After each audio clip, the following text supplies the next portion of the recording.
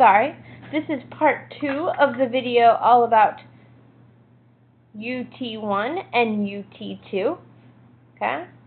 So, this problem, as we were talking about, we're trying to prove algebraically whether Julie's friends live collinearly. Alright, now remember, collinear means that we need to know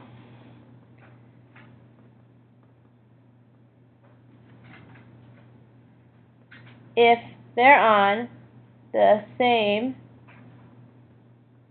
line.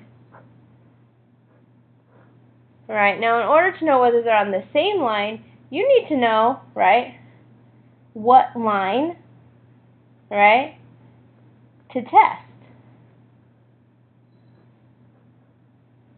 Right, and in order to know what line to test, we need to know slope of the line.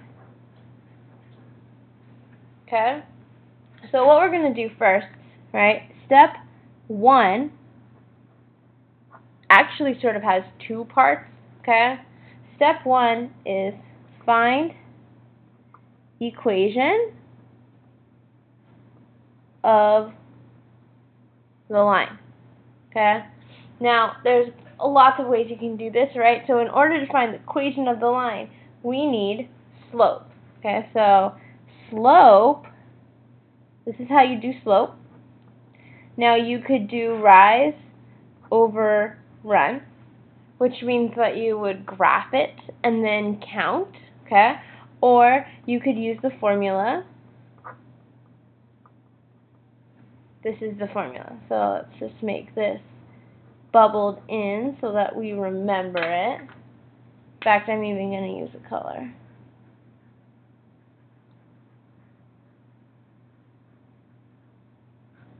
Okay, slope. Alright, so let's find the slope first. So slope, or m, right? Now in order to do this, you need to decide which points you want to use. It doesn't really matter which ones you use, you just have to pick 2. So I'm going to pick AB. Okay? So slope of AB equals, let's label this. So this would be x1, y1, and x2, y2. Okay, so y2 is 7 minus y1, which is 3, divided by x2, which is 6, minus x1, which is negative 2. Okay? Now, a negative and a negative will always give you positive. If you have a negative and you're kind of weird about subtracting, you also think about it as adding a negative. Okay? So instead of subtracting, you are adding a negative. So this gives us 4 over 8. Always simplify 1/2. Right? So remember, this is our slope. Okay? Next, the equation. Right? So the equation, right, now there's lots of equations. I'm going to use what's called point slope form. Fix the P, okay?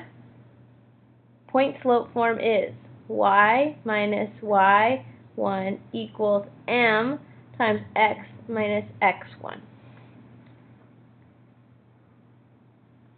That is the equation of a line. Now you could also use equations like mx plus b, or there's one that's like ax plus by equals c. Any of those are fine. This is just how I'm going to do it this way. I mean, this is my favorite. So if you don't like this way and you want to learn the other ones, feel free to come see me. Okay?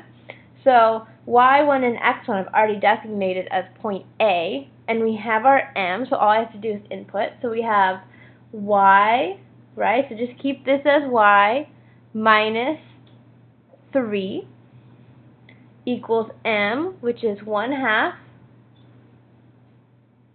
times x, leave this as x, it's just plain x, minus x1, which is negative 2. Which we learned negative actually is a positive. And this is our equation of our line, which is awesome because now we are ready for step number 2. Okay? Step 2 is to test if it's collinear. Alright? And the way to do that is to substitute. Okay? So what we're going to do is we already know A and B are on the line because we used A and B to make the slope, right?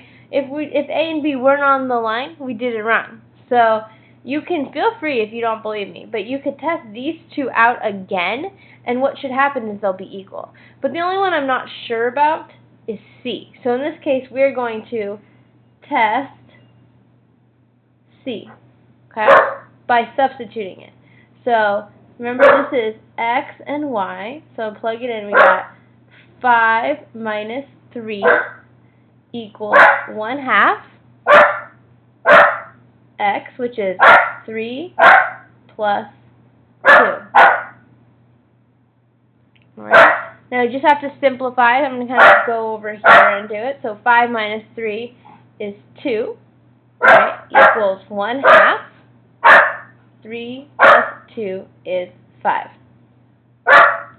Now, if you don't know how to do fractions, you can do 1/2 times 5 over 1. Right? You just make 5 over 2. And if you know 5 over 2 is 2.5. Now, what has happened is these are not equal, right?